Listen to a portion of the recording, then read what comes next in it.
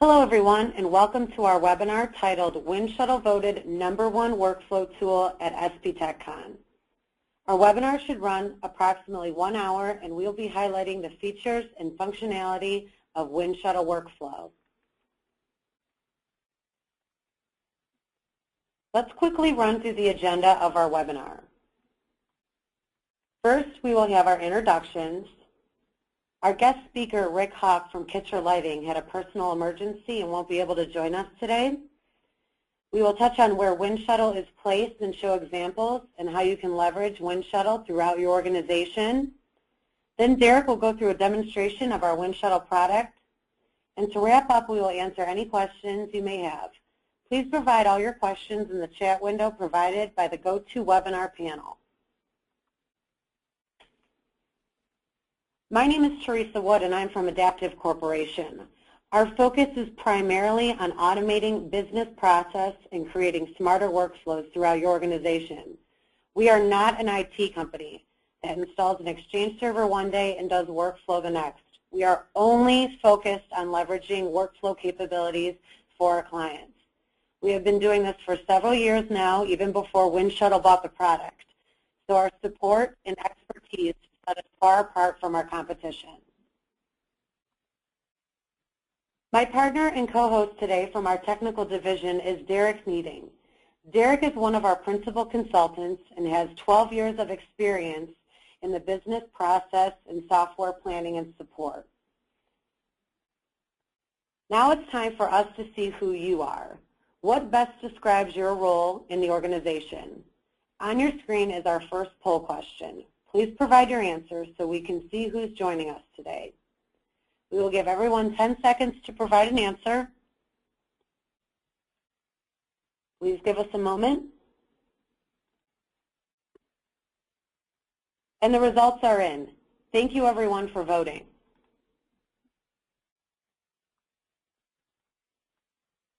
What is Winshuttle Workflow? What can I do? With Winshuttle Workflow, you can enforce virtually any business process with the capabilities to route documents and forms in electronic workflow. Also, being able to see at a glance who did what and when.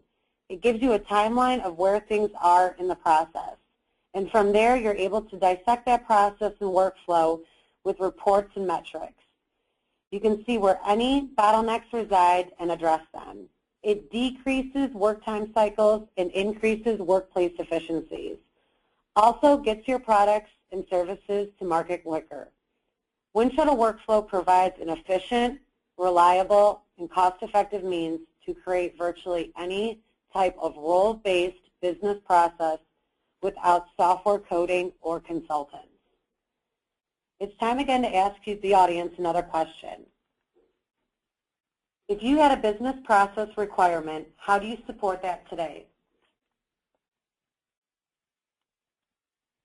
Give everyone a few minutes to answer.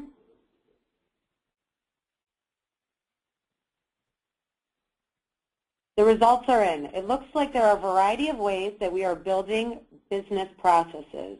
And today, during our demo, we will be showing you how to automate business processes with your SharePoint investment.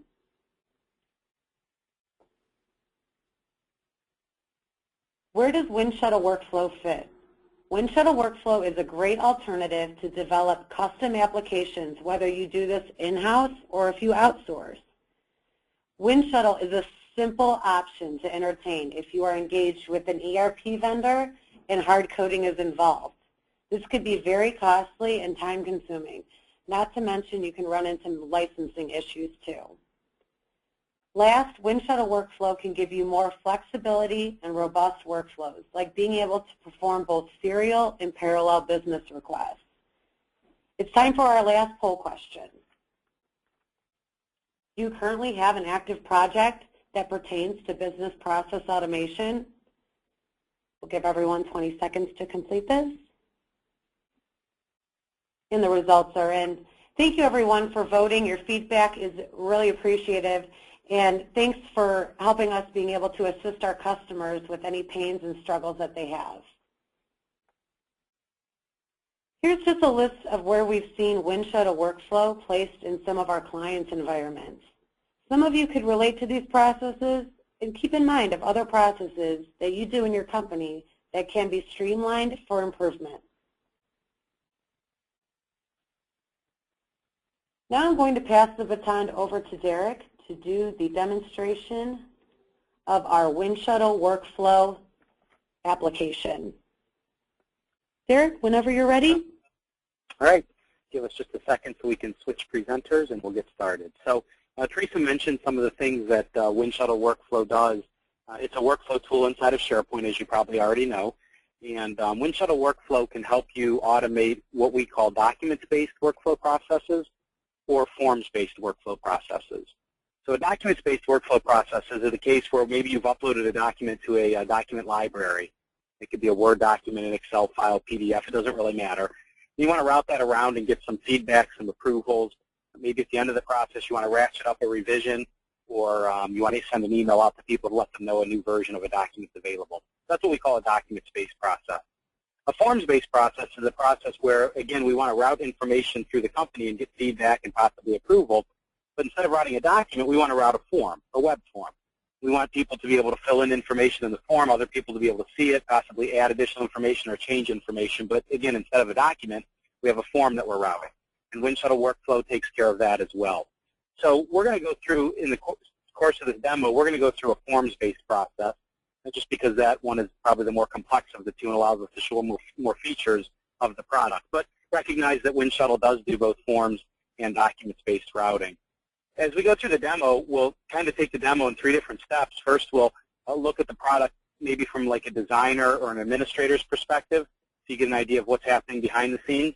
Then we'll switch hats and actually go through the demo person by person to see how people interact with Winshuttle and how they participate in workflow processes. And then at the very end, we'll handle some questions. So anyhow, as I mentioned, we'll start off with looking at a little bit about how it works behind the scenes. Winshuttle Workflow works on top of SharePoint. It works on SharePoint 2007 and 2010. It works on top of Foundation or WSS if you're in the 2010 in the 2007 world. That's the free version of SharePoint. It also works on top of Standard or Enterprise. The features and functions are identical regardless of what version of SharePoint you happen to be on. I have an internet issue. I have an internet issue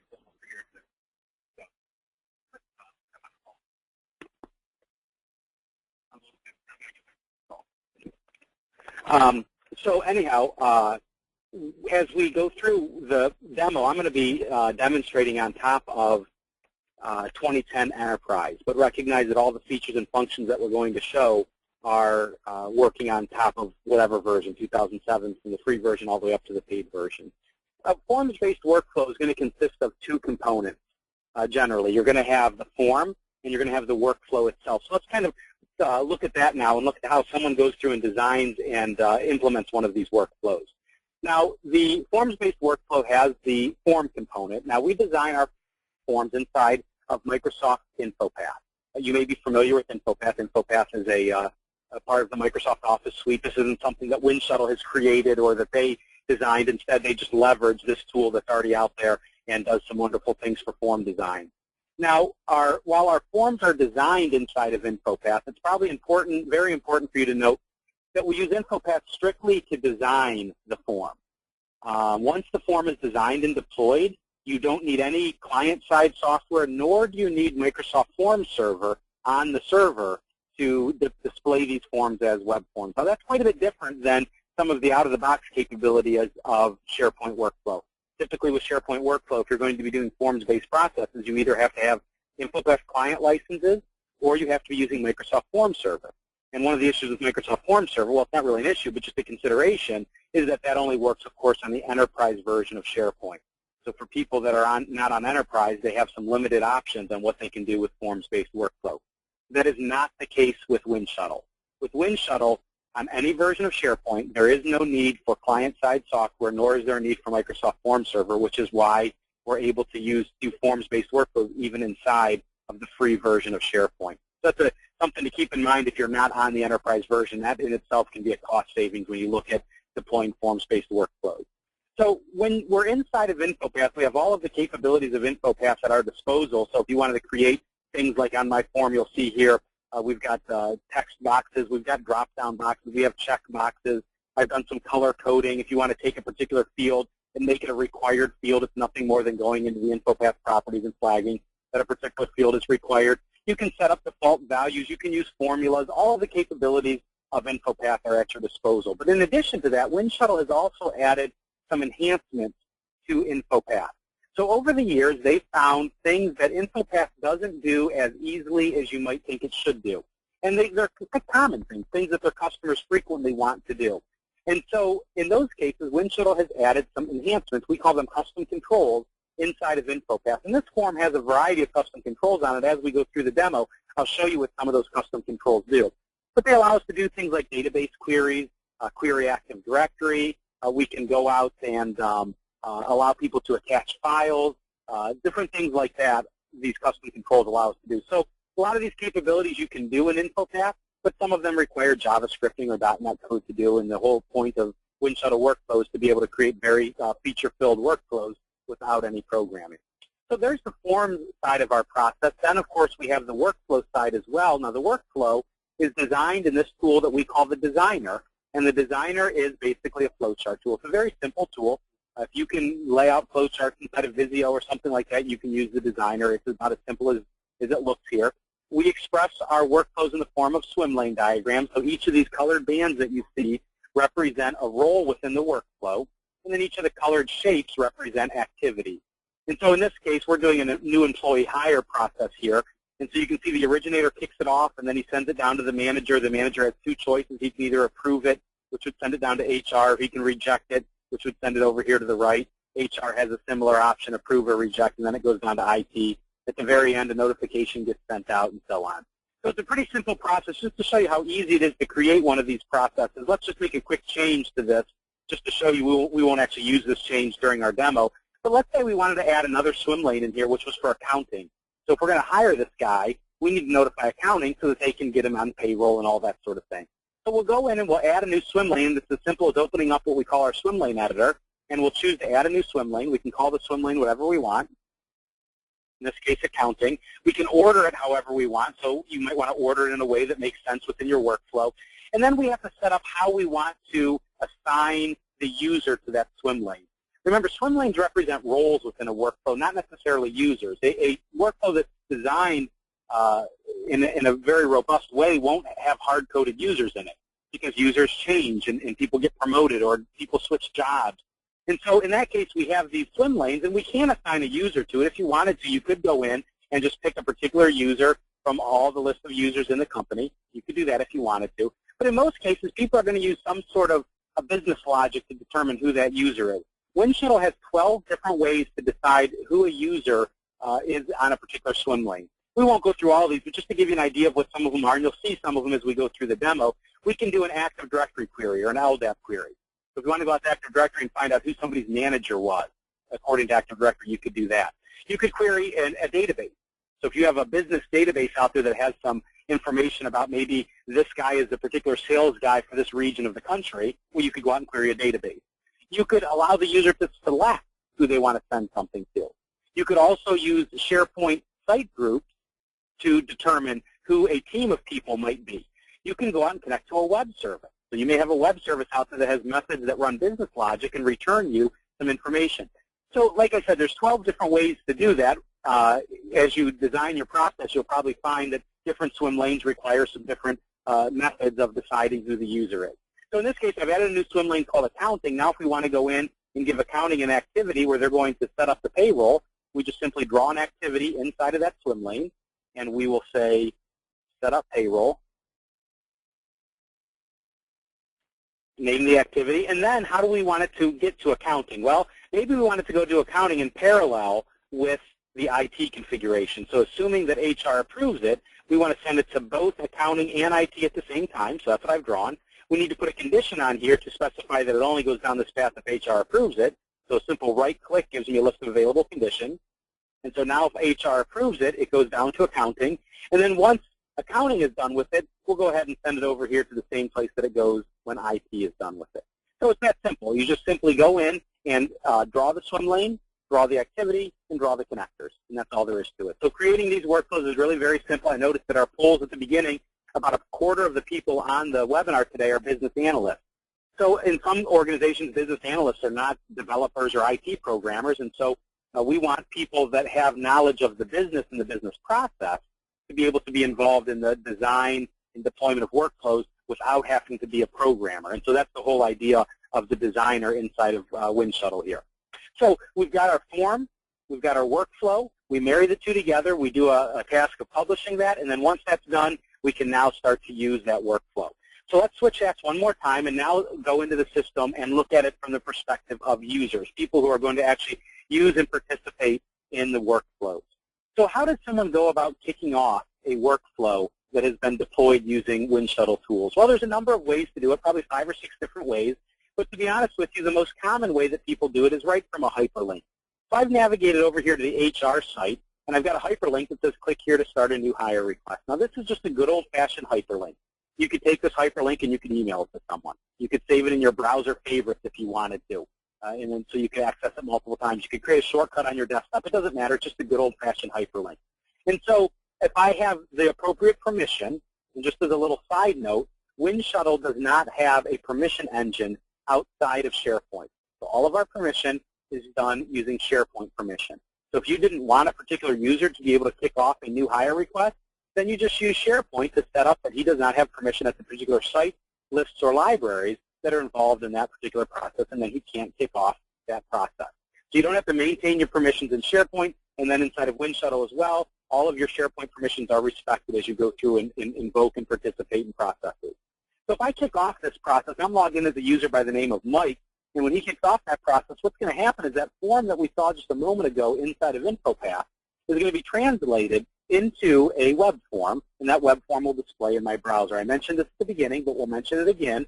Keep in mind that I don't need any client-side software, nor do I need any Microsoft Forms server running to display this form. Winshuttle has its own form server that displays the form in the browser for me.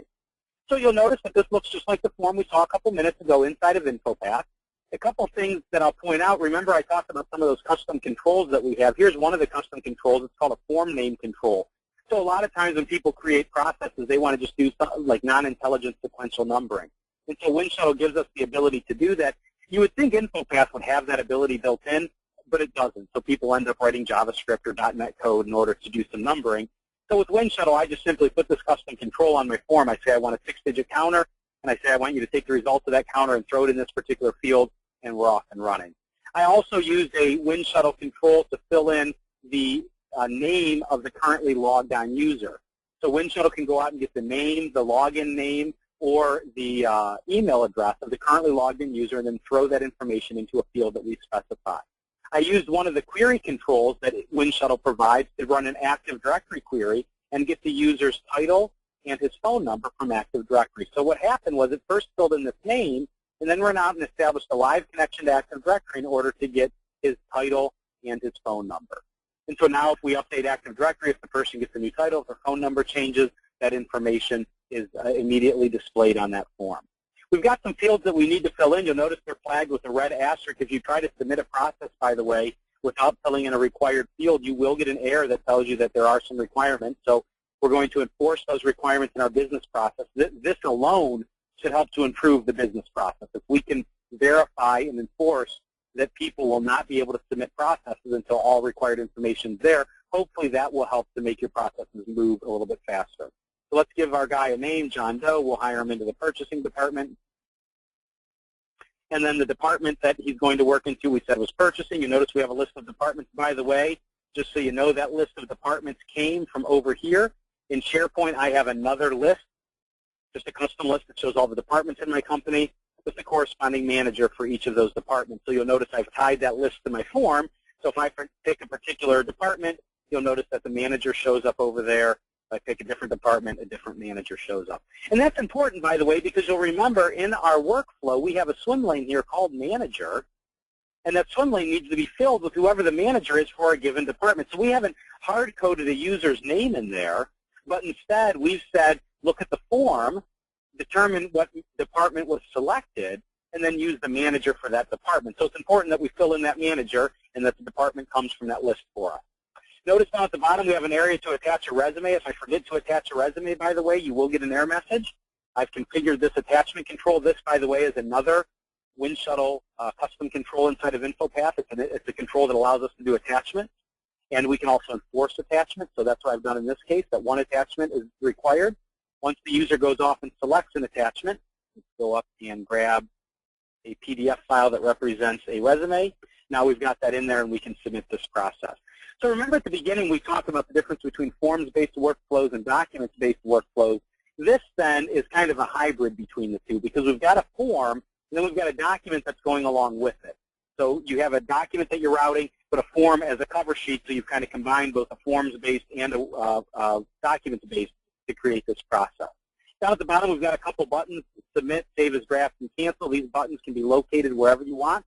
They can be made to say whatever you want. If you don't want the Save as Draft button, maybe that is silly for a process so simple, you can simply remove that button. It's very easy to create these custom buttons. We're going to go ahead and submit this, and when we do that, two things are going to happen. The first thing that's going to happen is the information that we filled into that form is going to be added to SharePoint. 100% of what you do inside of a form is stored inside of SharePoint. So we have a SharePoint list out there that has all the information about this new hire request, and all of the data that we put in that form is now being stored in that list. So if I go over to that list, it's called New Employee Hire, you will notice we have a new item that was just created a couple minutes ago, and it's item number 61. It was created by Mike Brady to hire John Doe into the purchasing department, and so on. So all of the information that we filled in is now put in that list. And the value of that, of course, is that SharePoint has all kinds of wonderful ways to do things like searching, or to create key performance indicators, or dashboards, or you can create reports using metadata from inside of SharePoint. And so because Winshuttle is putting all of its information inside of SharePoint, you have the full capabilities of all the SharePoint tools at your disposal. That's the first thing that happens, is the information we filled in that form goes into SharePoint.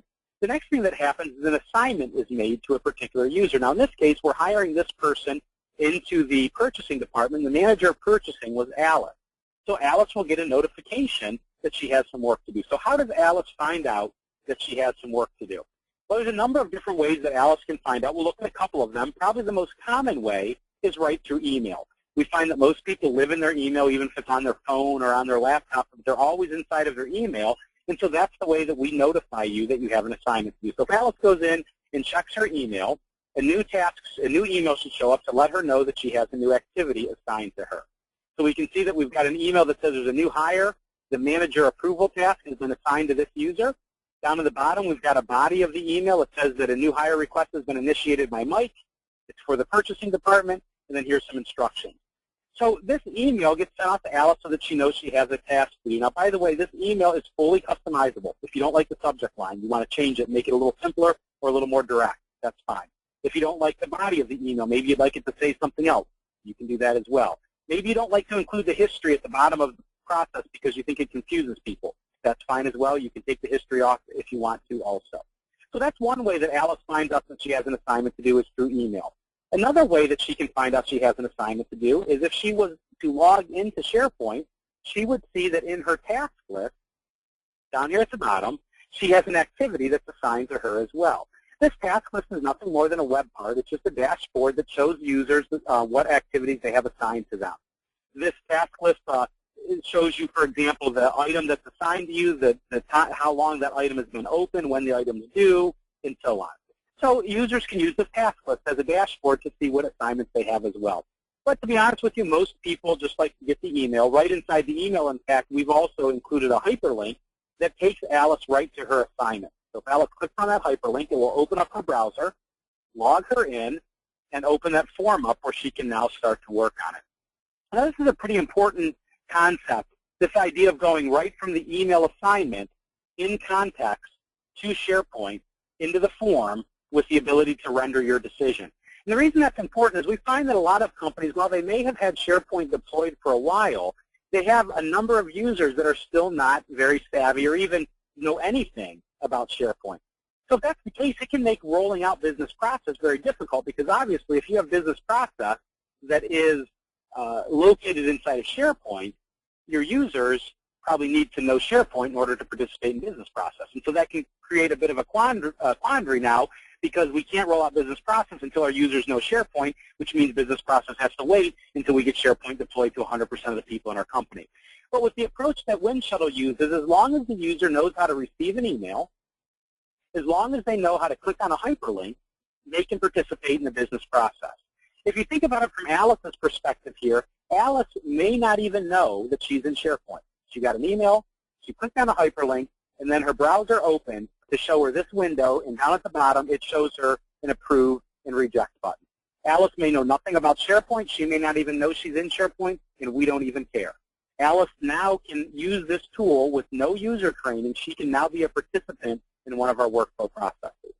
So let's talk a little bit about the form that Alice sees here. There's a couple things that are interesting and worth noting. The first thing you'll notice is that the form looks a little bit different than it did a moment ago when we were logged in as Mike, who was the user that was kicking this process off. First of all, remember Mike had a form that was a read-write form. He could type in the first name field or the last name. He could pick from the drop-down list and choose a department, or he could attach a new document that represented the resume.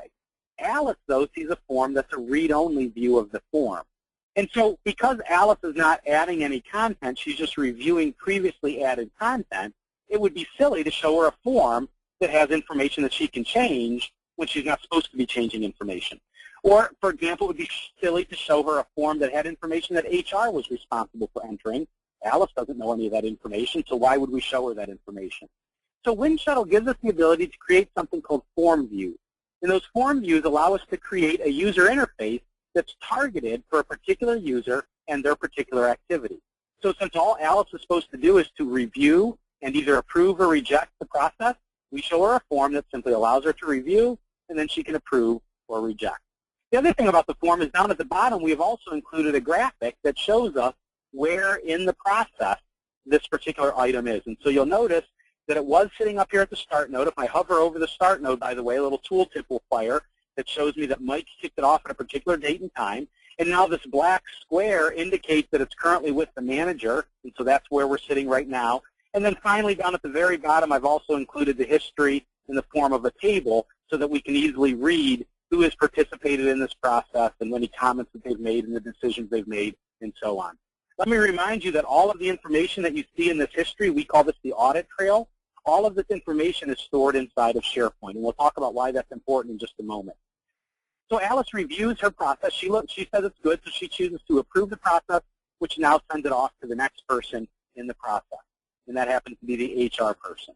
So once again, any changes Alice made to the form would be updated in SharePoint, the audit trail would be updated, and then finally an assignment will be made to the next user in the process, who's the HR user. Let's let this thing complete, and then we'll look at a couple other features before we log in as the HR user. If you have any questions, by the way, as Teresa mentioned at the beginning, there is a chat window on the right-hand side of the screen in your GoToMeeting window. You can enter your questions there, and then as we get towards the end of the demo, Teresa will fire some of those questions at me, and we'll answer them as we have time. So let's just rewind for a second and log back in as Mike. Because imagine now that Mike has submitted this process a few days ago, and he's curious as to what's going on with the process. Is it done yet? Where is it currently sitting? How much longer is it going to be? How does Mike go in and find out information about that process? Well, there's a couple ways he can do it. First of all, if he goes over to the site where the process is located, we have a little dashboard that shows him all currently running processes and all completed processes. So he could go right to here and he could find out, if he wanted to, he could look at the history of that process, and it would show him where that process currently sits. It's going to bring up a little window that will show us the history of the process, including everybody that has participated on it thus far, as well as the user that it's currently sitting with, who is Carol. It's currently sitting in the HR approval task, and it was assigned to Carol at that particular date and time. And based on the information in the review date and the completed date column, we can tell that Carol has not completed it. In fact, because the review date column is empty, we also know that Carol has not even opened the assignment yet. So she has never even seen this assignment. So that tells us a little bit of information. Mike could also go in if he wanted to and see this in a little bit more graphical fashion. He could look at the form itself to remind himself of what he's reviewing. And then, of course, at the bottom of the form, we have that graphic that shows us once again where the process is sitting. If we hover over the start node, we can see the information about that. Hover over the manager approval node, we see some information about that. and then the black square indicates that it's currently sitting with HR. So we've got all that information. Now, I mentioned at the bottom we also have a table that shows us that information in a readable format. And remember, this information is stored in SharePoint as well. Now, the reason that's important is take a look at this. If we jump over to the HR site, notice I created something that we call a key performance indicator. A key performance indicator is where SharePoint can look at data and it can collect that data together and provide us with a graphical format of how we're doing against our goals. So notice that we have a goal that the manager should approve their processes in 2 days, and currently they're approving their process in an average of 2.2 days. And so we've got a yellow indicator indicating that that's not exactly where we want to be, but it's also not terrible. Now, HR, on the other hand, should be approving their processes in 2 days, but it's taking them 3.6 days to approve their process, and so that shows as a red indicator, being that there's a problem. Now, the point of this indicator is this is showing you live data from Winshuttle and from that audit trail.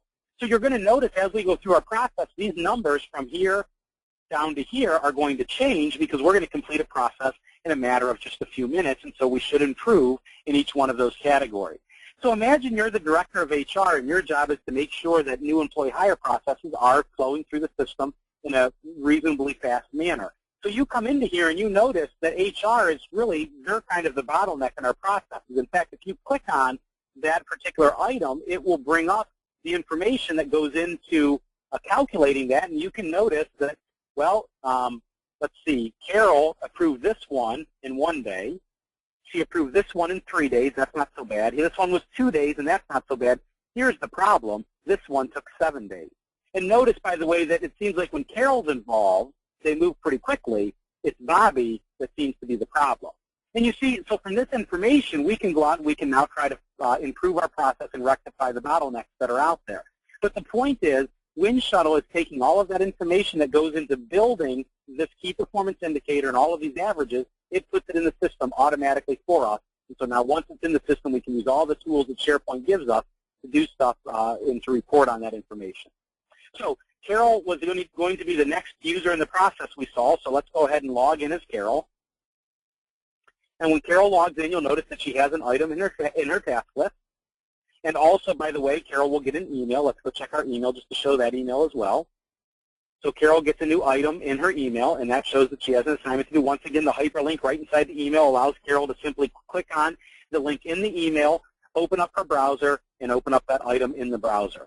Now, Carol is an HR person, and so she's going to do activities on this process that are related to HR. So if we scroll down a little bit, you'll notice the top half of the form looks much the same as it did previously. It's a read-only view of the form. But we've added some fields that are unique to HR. So once again, it would have been silly to show these fields to the originator or to the department manager because they don't know the answer to these questions. These are questions that HR knows the answer to. So instead, we created views of the form that look different for the originator and for the manager and now for HR, so people can see a targeted user interface that shows them only things that are important to their particular activity. So let's go in and fill in some dates. The date the interview was conducted, we'll go ahead and say that that was the 12th. The drug screening was completed on the 13th. The employment agreement was signed on the 19th. And then lastly, we're going to have this guy have a start date of the 26th. We've got a field down here called probationary review required. Notice if you keep your eye on the area underneath the start date field, you'll notice it's blank. However, if I check that box, notice a new field appears. This illustrates something that we can do inside of InfoPath. It's called conditional formatting. We can make fields visible or invisible based on the value of other fields. So it wouldn't make sense to show the review date field if we weren't going to require a review date. However, if we are going to require a review date, then we want to show that field.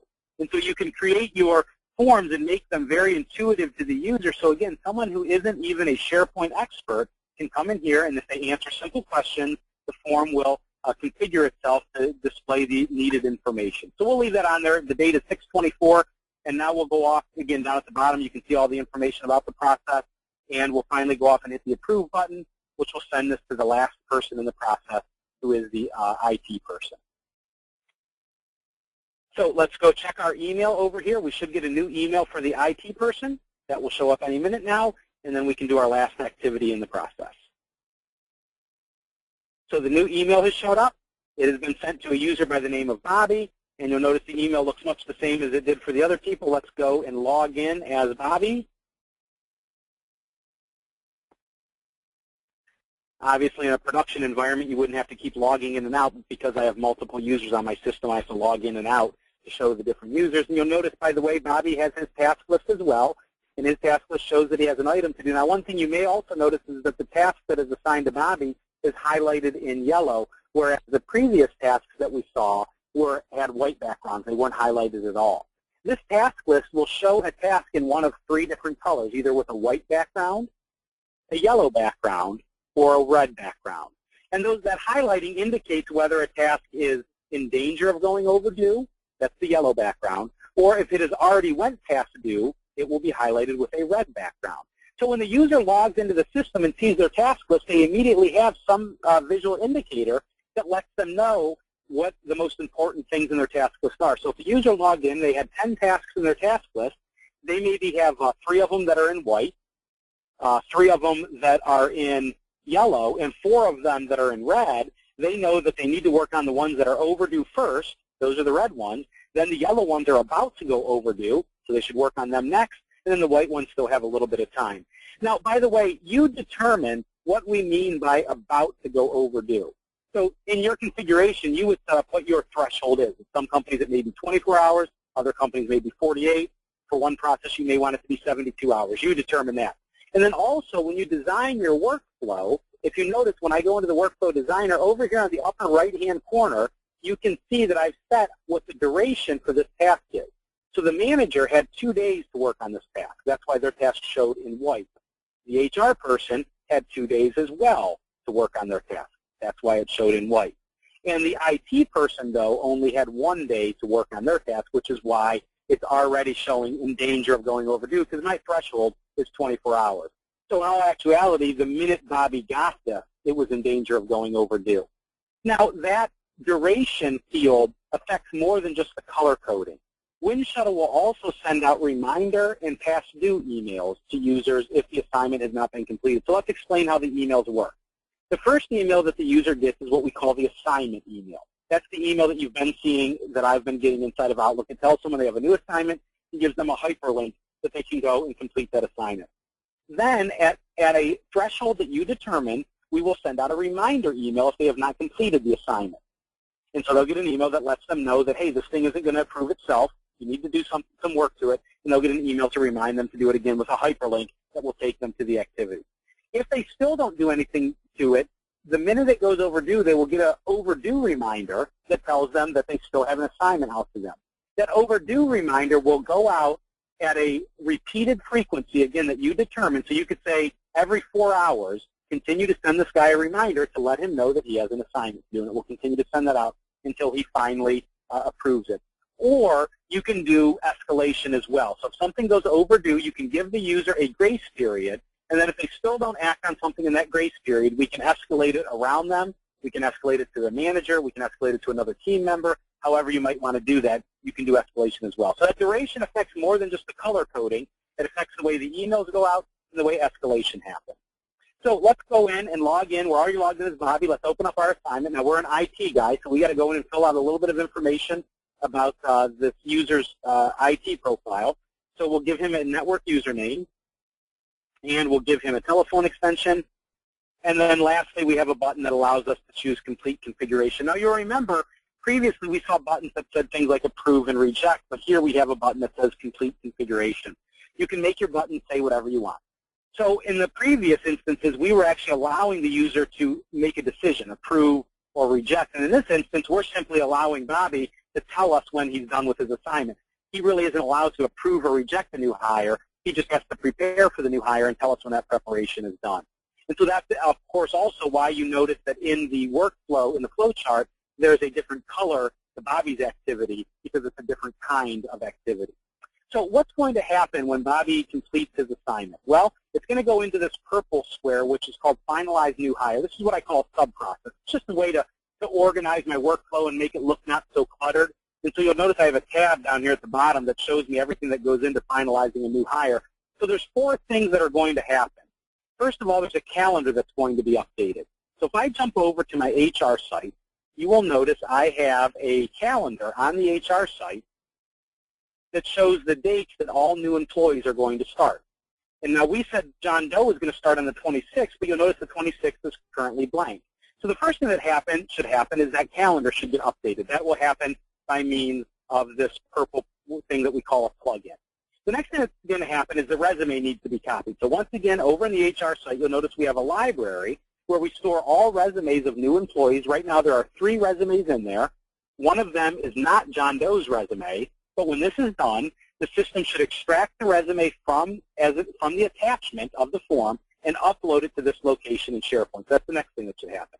Then an Active Directory account needs to be created. So if I fire up my Active Directory browser here, you will notice that I have a bunch of users in my system, but I don't have a user by the name of John Doe. So here are all the users in my system, and there is no John Doe in there. But when this is done, Winshuttle will go out and create a new user using the information that we provided, like his email address and his telephone extension and his title and all that sort of stuff, as it creates that Active Directory user. And then the last thing that's going to happen is a probationary review notification goes out. Now notice there is a condition on this transition, and that condition says that only send this email if that box probationary review required was checked. So it won't go here all the time, only if that box is checked. And now here's the other interesting thing about that notification. This notification isn't going to go out today. It's not going to go out tomorrow. It's going to go out on the day that the probationary review is required, which was 6/24. So what happens is the system will actually put an entry into a queue, and it will check that queue every day. It checks the queue. Actually, it checks the queue every couple minutes.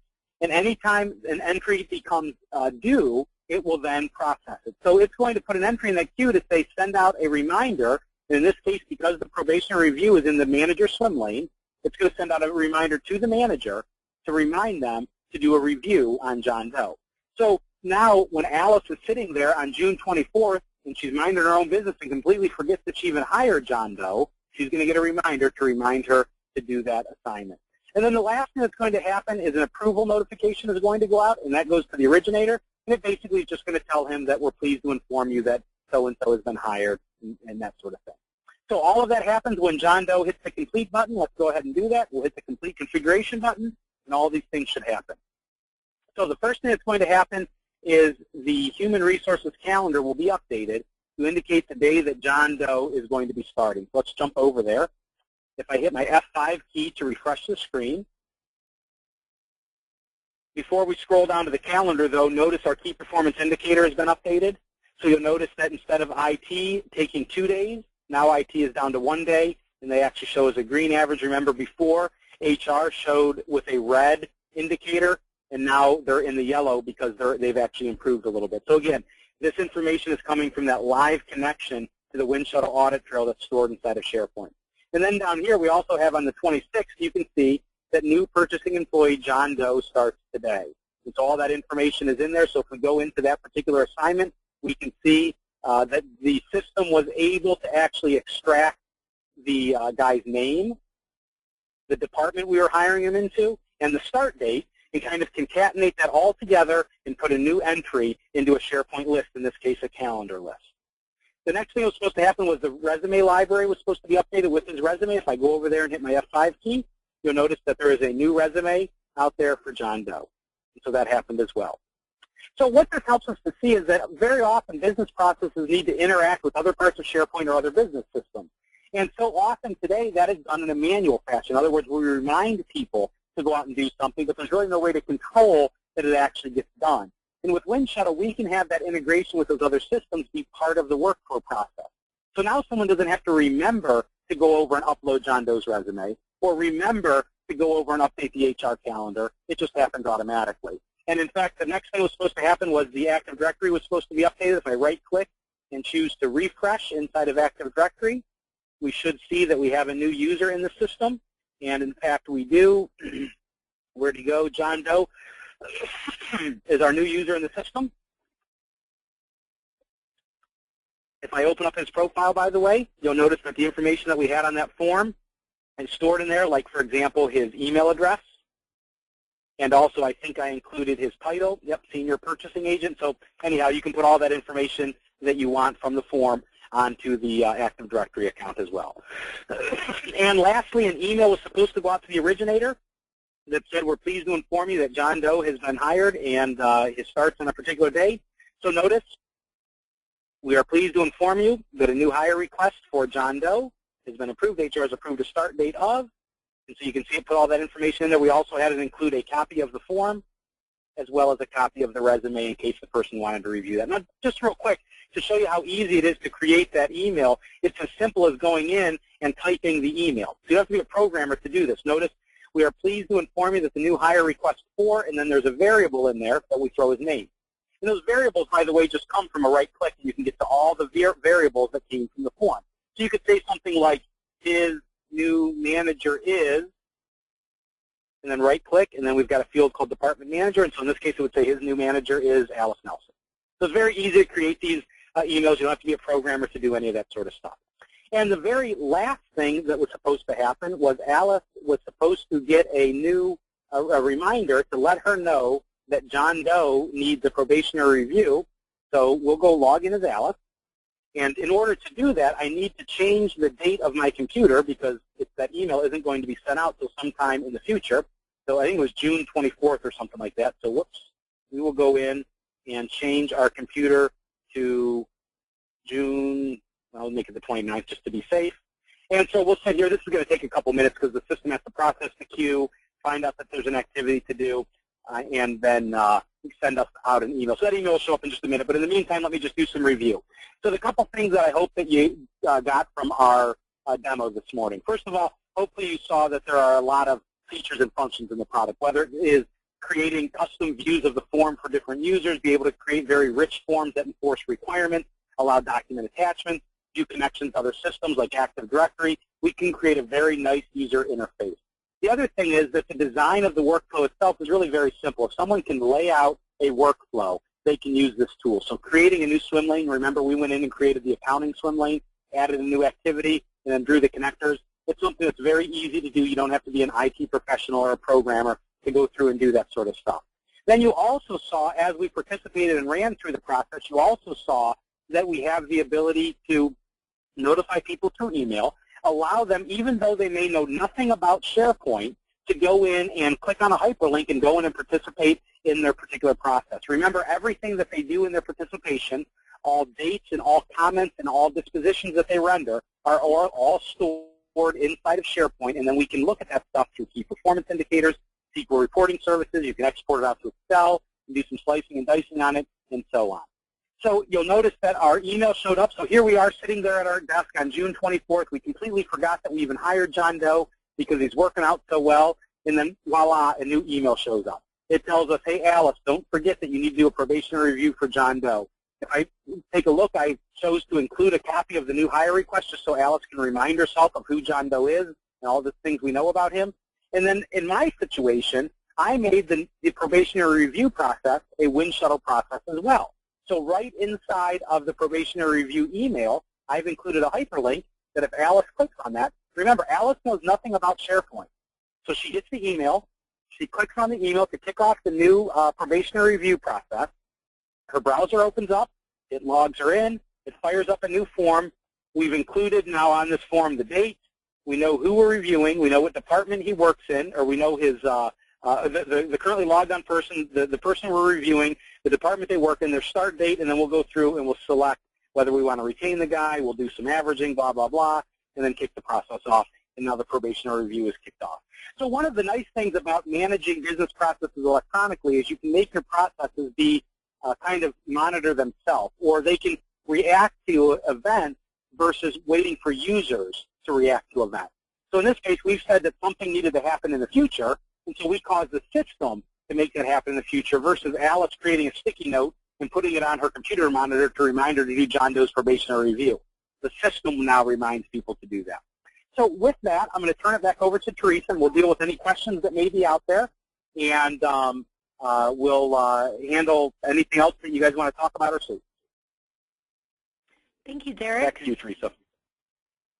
Thank you, Derek. And also, three takeaways I wanted to just point out, too, after Derek did the presentation is Business process improvement can be easy with Winshuttle Workflow because it virtually takes no training. If end users can open up an email and click on a link, then they can participate in any kind of workflow. Also, hard coding locks you in. Changes made with Winshuttle are simple and easy.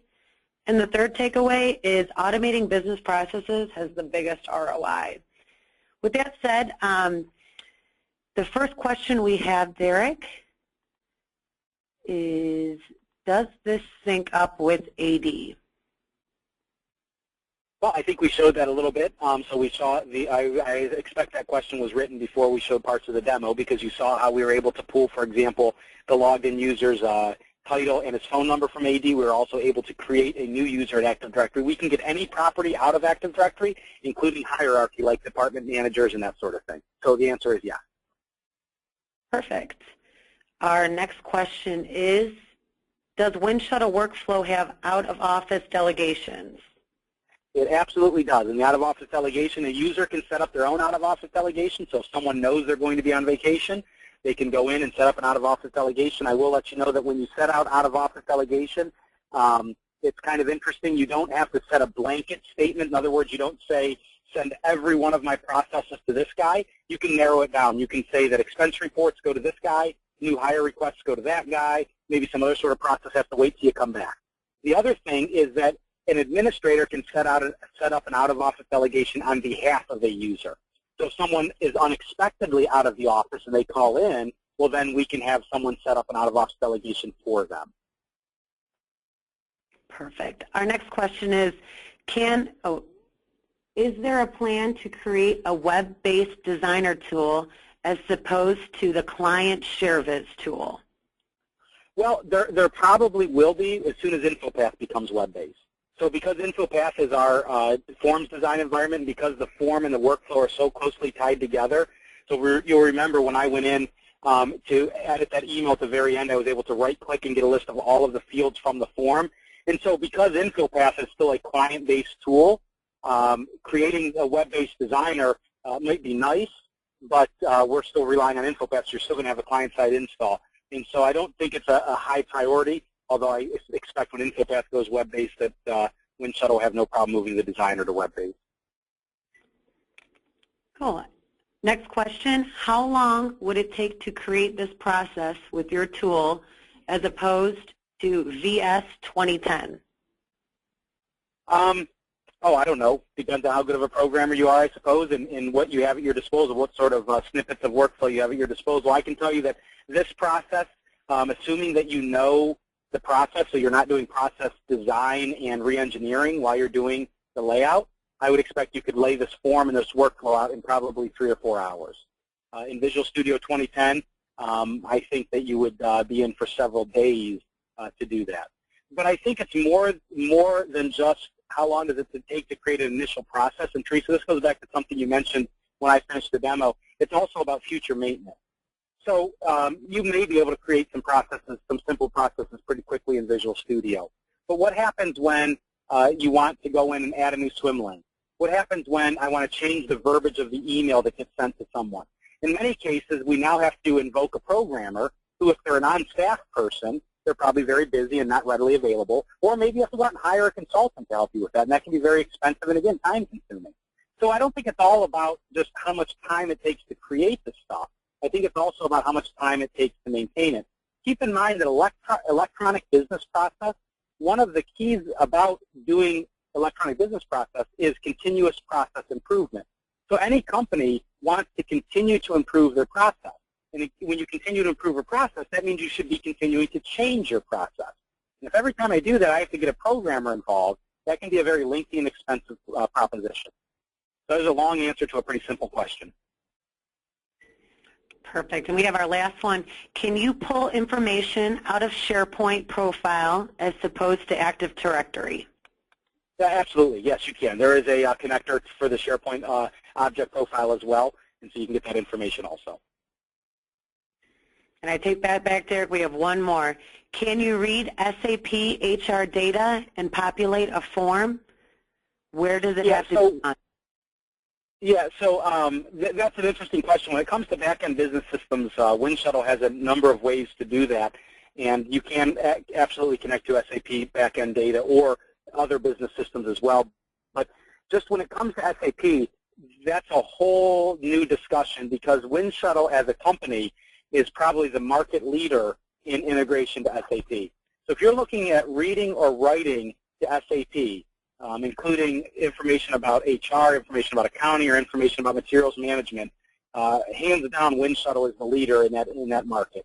And of course, their SAP integrations work hand in hand with the forms and workflow tool that we went through today. It's one product that works together. So if you want to get that information out of SAP, there's a lot of ways you can do that. If you want to get that information out of any other business system, there's a lot of ways you can do that. But in particular, when it comes to SAP, Winshuttle is the leader in that market. And we have one more. How does the upgrade process look? So our upgrade is really a very simple process. All of the information that is in the Winshuttle workflow is stored in the content database in SharePoint. Well, let me rephrase that. We do have a small database that has about 8 database tables that we store some information that's just not conducive or doesn't make sense to store in SharePoint. So because all of our information is stored in the content database, the upgrade of a Winshuttle environment is nothing more than upgrading your content database. So the first thing you do is you upgrade SharePoint. Once SharePoint is upgraded, naturally, Winshuttle is automatically upgraded. So there is no upgrade process for Winshuttle itself. Of course, if there's a new version of the software, you can install that, and that's just a matter of going next, next, next, finish, and that installs the new version of the software. But to actually upgrade the data, that's just about updating your content database. So assuming that you can work through the upgrade of your SharePoint content database, then the Winshuttle information is upgraded automatically. Thank you, Derek. And if everyone looks at their screen, also with the season of basketball and March Madness, Adaptive is giving away a free stage license for any, yes, any version of Winshuttle workflow purchased during the month of March.